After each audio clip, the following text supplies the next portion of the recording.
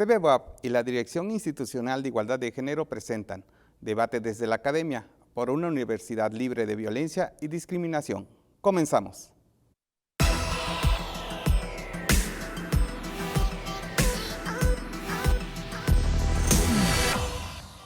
Hola, soy Cirilo Rivera García, responsable del área de atención a las masculinidades e interculturalidad de la DIGE de la Benemérita Universidad Autónoma de Puebla. Bienvenidas, bienvenidos y bienvenides. En este programa analizaremos la importancia que tienen los estudios de género de los hombres para el desarrollo de investigaciones dentro de nuestra universidad. Iniciamos debates desde la academia. Las efemérides de la semana, el 7 de mayo, fue el natalicio de la filósofa Olympe de Gouges, principal pionera en estos trabajos de reflexión sobre el feminismo. El 9 de mayo se conmemora el Día Mundial de la Cruz Roja y de la Media Luna Roja, así como los días del recuerdo y la reconciliación en conmemoración de la Segunda Guerra Mundial. El 12 de mayo se conmemora el Día Internacional de las Mujeres en las Matemáticas, así que reconozcamos a todas las mujeres que están en este campo de la ciencia, sobre todo nuestras maestras y doctoras en nuestra universidad. También se conmemora el Día Internacional de la Enfermera y enfermero, así como el Día del Síndrome de la Fatiga Crónica. Le damos la bienvenida a nuestro invitado, el doctor Luis Fernando Gutiérrez Domínguez. Él es profesor investigador en la Facultad de Ciencias de la Comunicación de nuestra universidad. Para iniciar, quiero compartir que nuestra universidad ha sido pionera en los trabajos académicos sobre estudios de género de masculinidades, los hombres. En julio de 2004, nuestra universidad fue sede del primer coloquio internacional de estudios sobre masculinidades. Desde ahí se han desprendido diferentes investigaciones sobre la experiencia en los hombres, la violencia, paternidades, salud, entre otros temas. Por ello, queremos hablar de este tema. Para iniciar la conversación con nuestro querido invitado, el doctor Luis Fernando, queremos iniciar con algunas inquietudes. Doctor Luis Fernando, de repente salir de estos protocolos de entrevista, pero sobre todo la conversación, ¿qué son los estudios de género de los hombres y las masculinidades? Parece una pregunta tan sencilla, a lo mejor las personas que nos escuchan dirán, bueno, ¿eso para qué me sirve a mí? Pero ¿qué implica hablar de este tema? Hola Cirilo, pues muchas gracias nuevamente por la invitación. Esta es otra más de las conversaciones que hemos tenido en este programa. Y bueno, para dar respuesta a esta primera pregunta, me parece que es importante que empecemos por considerar cuál es el origen de esto que damos en llamar los estudios de género de los hombres y las masculinidades. Y para eso es importante que podamos empezar justamente considerando que es desde el movimiento político, social, académico de las mujeres, es decir, esto que en un sentido muy general se llama feminismo, cómo a partir de ahí vamos a empezar a pensar en un asunto que había pasado inadvertido. ¿Cómo es que llegamos a un punto en el que la manera como mujeres y hombres hemos sido concebidos, hemos sido imaginados y por lo tanto a partir de ahí hemos puesto en marcha un conjunto de ideas, prácticas y representaciones, nos han ubicado de una manera diferencial en términos de falta de equidad y de justicia con relación a las mujeres? A partir de esta primera propuesta que va justamente a correr a cargo de las mujeres y producir todo un cuerpo teórico, analítico, reflexivo y crítico, es como podríamos empezar a entender cuál es el lugar que van a ocupar el estudio de género de los hombres, de las masculinidades.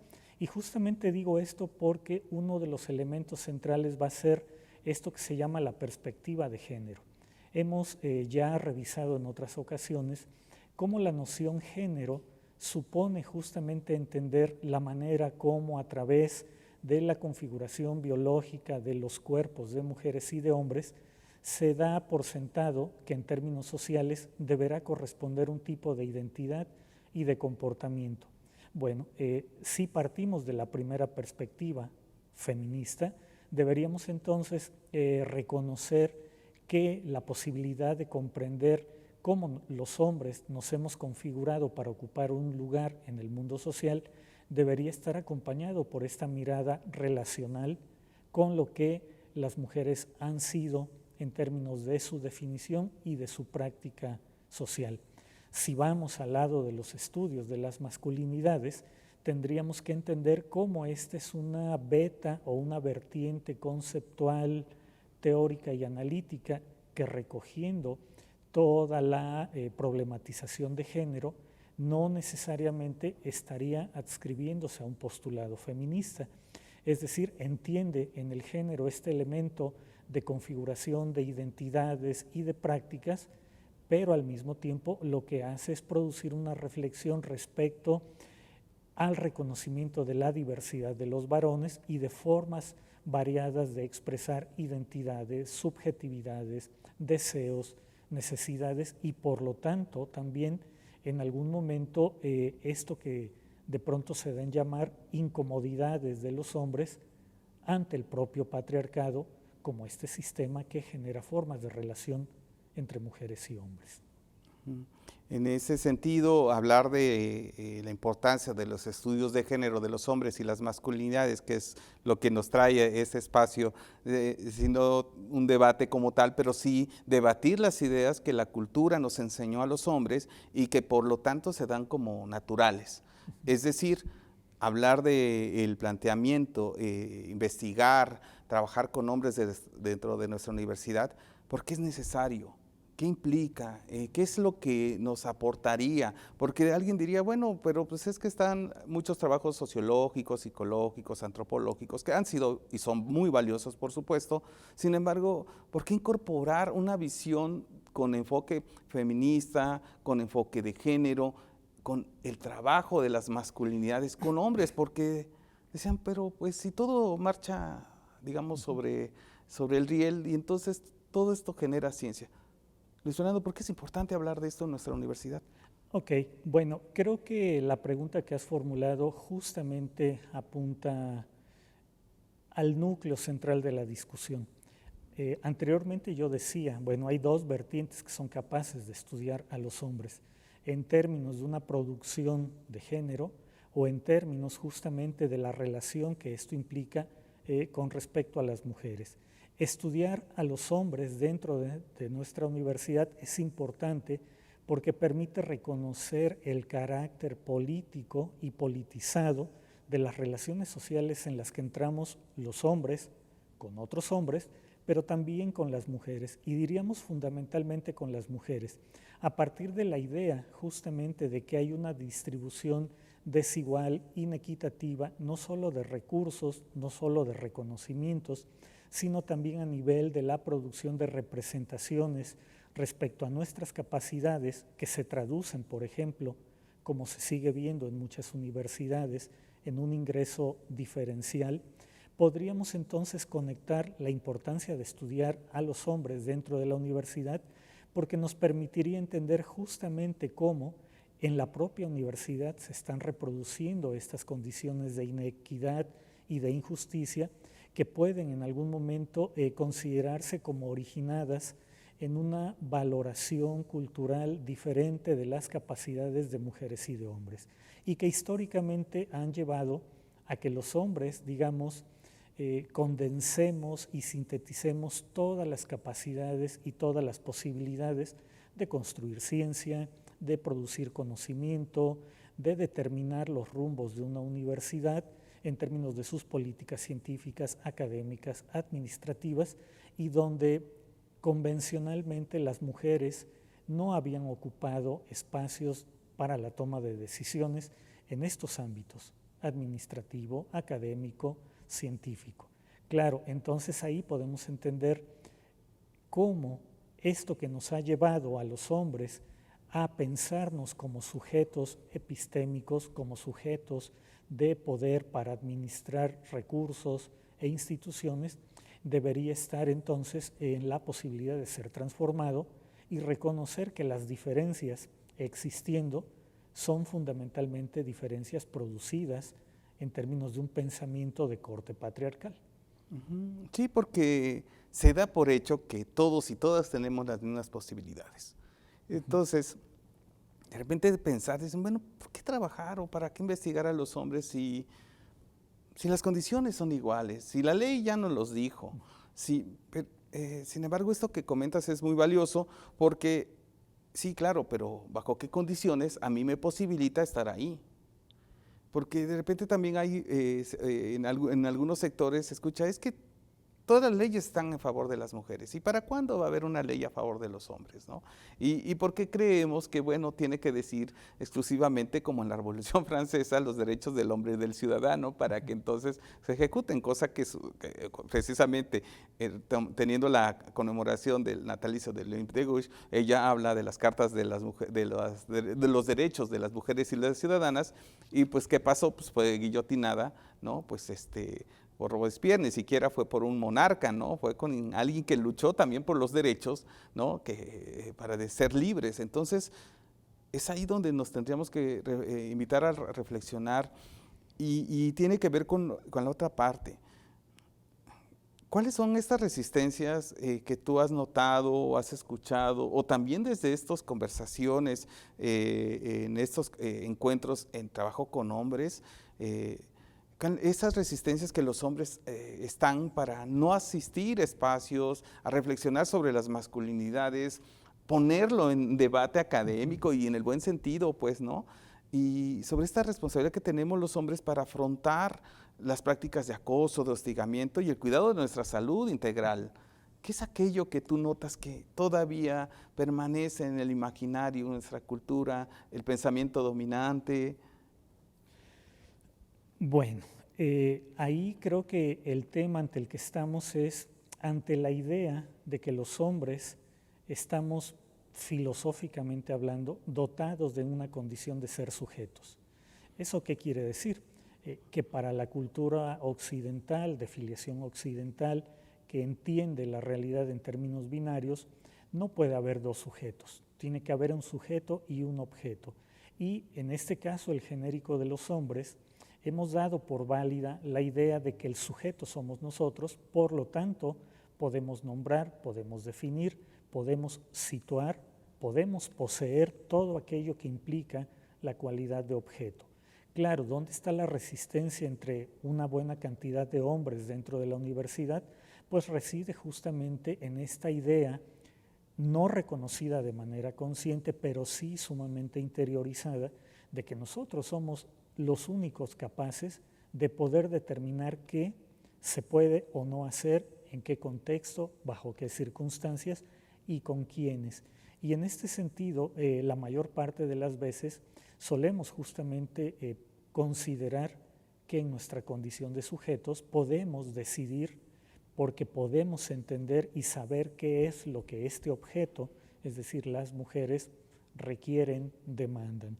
Claro, es interesante cuando, como lo podemos ver a través de todo el desarrollo del pensamiento feminista, las mujeres han hecho un trabajo de reflexión crítica y entonces han llegado a la conclusión y nos han mostrado que son sujetos productores de conocimiento, sujetos que experimentan la realidad y pueden hablar de ella, y al hacerlo, bueno, pues eso genera una molestia, una incomodidad en nosotros, porque entonces quiere decir que nos estamos empezando a percatar que sí hay sujeto de interpelación, que no solo es una relación sujeto-objeto, sino que estamos ante el escenario de un sujeto diferente que nos puede preguntar, que nos puede cuestionar o que nos puede decir, ustedes no caben aquí. Evidentemente ahí la molestia que solemos expresar es que a nosotros nadie nos dice qué podemos o no hacer, qué debemos o no hacer, y por lo tanto nadie nos puede prohibir algo. Que una mujer o un grupo de mujeres o el sujeto femenino nos interpele, pues nos parece algo inconcebible y no lo aceptamos. Uh-huh. Tiene que ver en por qué me preguntan, por qué me cuestionan, por qué, si ya está el conocimiento en ese lugar, ¿no? Sin embargo, lo que bien decías, o sea, nos apropiamos, o algunos hombres nos apropiamos de la razón y de la ciencia, entonces aquí no caben, y si caben tienen que hacerlo como nosotros lo hemos dicho históricamente. Me recuerda un poco a esta película de Hipatia de Alejandría, ¿no? Que pues la manera de que empieza a hacer ciencia es la manera en cómo también son excluidas y hasta asesinadas. Me recuerda un poco este texto de la doctora Norma Blasquez Graf, El retorno de las brujas, estas mujeres alquimistas, esas mujeres científicas que finalmente son excluidas porque no copian o no reproducen el modelo en cómo se hace la ciencia. Entonces, la pregunta es, las mujeres se han investigado a sí mismas. El reto es cómo nos investigamos los hombres. Y para ello, fíjate, acaban de, ahora sí como se dice vulgarmente, está recién salido del horno un libro donde tú es parte de esa coordinación y además escribes.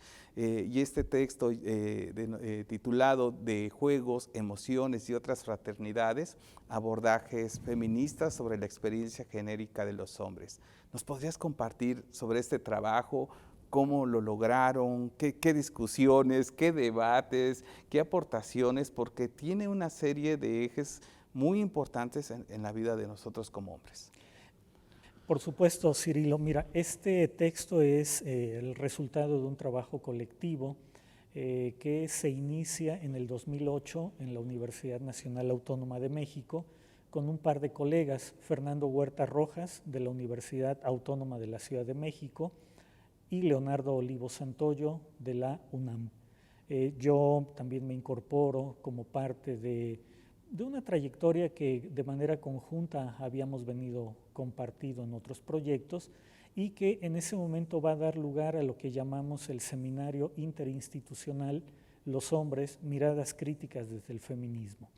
¿Cuál es el propósito de este seminario? Y que este es uno de sus primeros productos, pues justamente recuperar la producción teórica feminista para tratar de entender cómo esta puede ser puesta en marcha para conocer, para teorizar y para problematizar la experiencia de género de los varones. Lo que hemos podido entender es justamente que es a través de la teoría feminista como podemos percatarnos de este proceso sociohistórico de producción de género de los varones y donde podemos identificar ideas centrales como el poder de dominio, como la violencia y como la sexualidad. Lo que este texto colectivo va a recoger es justamente el producto de estas discusiones que van a girar alrededor de la dimensión filosófica, sociológica y psicológica respecto a una serie de elementos que están conectados con la experiencia y con la práctica cotidiana de los hombres, con relación a otros hombres, pero también y fundamentalmente en nuestra relación con las mujeres. De ahí que, por ejemplo, lo que vamos a poder ver en este texto es un conjunto de temáticas que van a abordar, por ejemplo, desde el campo de lo político, en el sentido de cómo la política es una experiencia y una concepción del mundo profundamente patriarcal que es interiorizada en el proceso de socialización y que va a permitir justamente entender cómo las relaciones sociales desde los propios estados, desde las propias políticas públicas hasta la dinámica inmediata en los sujetos, tiene un marcado contenido patriarcal.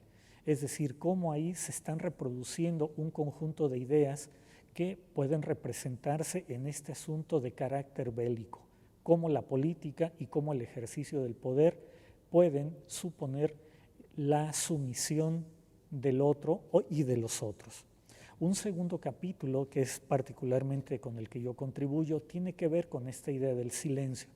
El silencio como uno de los elementos de la despolitización con la que los hombres solemos ir por la vida para pensar, tal como hace un rato tú comentabas y preguntabas, cómo se nos hace normal no poner a debate nuestras ideas cuando nos sentimos incómodos al ver el ejercicio de violencia de otros hombres contra mujeres y hombres también. Más adelante podemos ver, por ejemplo, la configuración de identidades masculinas en la experiencia guerrillera de una serie de hombres en el estado de Guerrero. Cómo esto que desde otra perspectiva permite reconocer la existencia de grandes hombres preocupados por el destino de su patria y por la intención de transformarla, termina viéndose reflejada en la prolongación de ciertas prácticas de sexualidad que tienen como su tema de fondo la idea de la apropiación del cuerpo de las mujeres. O también, por ejemplo, podemos ver cómo estas formas de construir identidades de género están conectadas con formas de la sexualidad en las que las mujeres se convierten en objetos intercambiables a través de la venta o del comercio sexual, a través de la extorsión o a través simplemente de la idea de que los hombres tienen la capacidad de hacer uso de los cuerpos de las mujeres. También hay una aproximación de carácter psicológico y filosófico para hablar de esta idea de lo masculino y de las identidades masculinas como algo que pasa por la melancolía. Recuperando ideas teóricas de Freud, se estará planteando que la masculinidad es algo por lo cual se puede sentir nostalgia, por lo cual se puede pensar que hubo un pasado fabuloso, pero que este no se reconoce, no se identifica y que da lugar a una serie de prácticas marcadas por procesos represivos, pero también por procesos de orden violento. Más adelante tenemos un texto muy interesante sobre homoerotismo y relaciones de poder en Internet, donde el sujeto fundamental es el llamado chacal. Este sujeto erotizado, marcado étnica y clasistamente, pero que a su vez supone un atractivo para aquellos otros hombres heterosexuales que al tener intercambio con estos no asumen o no reconocen ahí una práctica de carácter homosexual, sino simplemente la confirmación de su heterosexualidad y por lo tanto de su poder de dominio.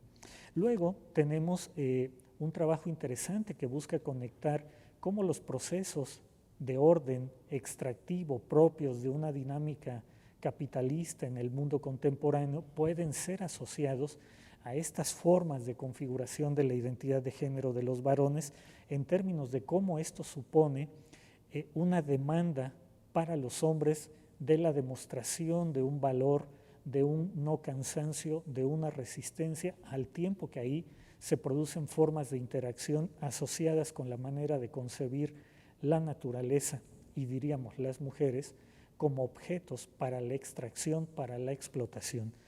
Y finalmente tenemos un capítulo relativo al juego, esta dimensión lúdica que en principio parecería no estar marcada por estas relaciones de poder que permiten excluir, explotar a otros, pero que en el fondo, en la propia dinámica del juego, que está orientada siempre a obtener la victoria, a ganar, a demostrar que se puede triunfar por encima de los demás, estaría perpetuando estas formas dominantes de pensar la identidad de los varones. Dicho lo cual, bueno, este texto intenta justamente producir un conjunto de lecturas desde condiciones generacionales, de la identidad sexogenérica, de la formación académica, muy diversas, pero que convergen justamente en este reconocimiento explícito de que es desde la teoría feminista como se puede hacer un abordaje analítico y crítico de lo que nos viene configurando como sujetos poderosos. Y es ahí donde vemos ya plasmado, ¿no? Ahora sí, que materializado el trabajo de reflexión desde los estudios de género de los hombres y las masculinidades con toda esta serie de temáticas que nos atraviesan a los hombres, ¿no? Estos silencios, el por qué voy a decir, evidenciaré algo o tengo miedo y una forma de cargar el miedo en los hombres es mejor guardo silencio. Este tema del juego, el tema de las relaciones también que nos atraviesa la homofobia, que a veces no las queremos reconocer, o cómo nombramos a estos otros sujetos, sujetas, y la otra, si sea proxeneta, pero además se van articulando con el tema del poder, de espacios bélicos o de donde se genera una situación que afecta a la vida de mujeres y de hombres. Y en ese sentido creo que hablar de los estudios de género de los hombres y las masculinidades como un espacio no solamente de reflexión, sino también de acción y de escritura, pues hoy nos compartes un poquito de este gran trabajo colectivo que han desarrollado y felicidades de verdad, porque no solamente fue hoy nos sentamos a escribir, me tocó estar en algunos momentos y era revisión de lecturas y cómo lo veíamos cada quien, y desde ese lugar entonces también se apuesta algo.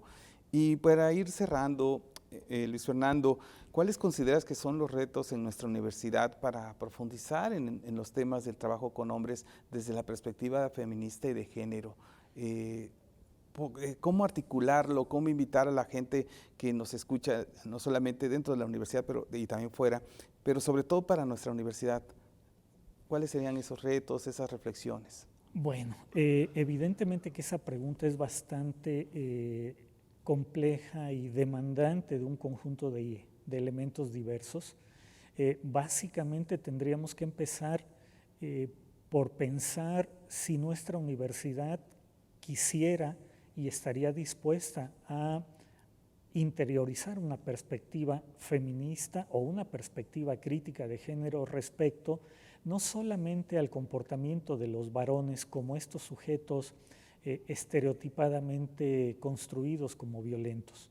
Es decir, entendemos que no todos los hombres dan rienda suelta a estas formas de violencia, sin embargo sí es importante, tal como toda teoría sugiere, que entendamos cuáles son los elementos generales que están operando, reconociendo que puede haber excepciones, y a partir de ahí entonces la universidad estaría en condiciones de construirse a sí misma y por lo tanto a todas las personas que le integramos con una perspectiva que reconoce justamente esta producción histórica de desigualdad, este elemento del poder como mediación de toda forma de interacción en los niveles de la horizontalidad, pero también en los niveles de la verticalidad, llamemos a esto la toma de decisiones y la administración de recursos y de personal y de contenidos, que permitirían entonces a partir de ahí, no como una imposición, mas sí como un deseo de construir formas de relación más saludables, donde precisamente la perspectiva crítica de género, la teoría feminista, el reconocimiento a la aportación social, política, académica y científica de las mujeres puede contribuir a que nosotros, que nos hemos dado a nosotros mismos la constitución de sujetos, podamos entonces entrar en un proceso de aprendizaje de que hay otras formas de pensar la realidad, de actuar en la realidad y de reconocer que no somos únicamente, exclusivamente, el sujeto epistémico y por lo tanto el episteme universal alrededor del cual debería o podría girar toda forma de apropiación, de experimentación, de producción de conocimiento sobre las realidades. Pues de verdad ha sido un placer escucharte, conversar contigo, Luis Fernando, y creo que la producción de esos textos nos invitan a las personas que dentro de la universidad están generando esas reflexiones, poner en duda también, y se vale, y sobre todo aportar también esos criterios para investigarnos a nosotros mismos como varones. Así hemos llegado al final de esta entrevista en Debate desde la Academia a través de TV WAP. Agradecemos la participación del doctor Luis Fernando Gutiérrez Domínguez, profesor investigador de la Facultad de Ciencias de Comunicación de nuestra universidad. Les invitamos a conocer las diversas actividades dirigidas a la transversalización de las políticas de igualdad, prevención y atención de la discriminación y violencia de género en nuestra universidad. Si quieres saber más de nuestra agenda, acércate a las redes sociales de la DIGE. Síganos a través de la página web de la DIGE, www.dige.boap.mx, en redes sociales a través de Facebook, @DIGEBOAP, y en Twitter, @DIGEBOAP. Muchas gracias, hemos llegado al final de este programa, agradecemos su compañía. Hasta pronto.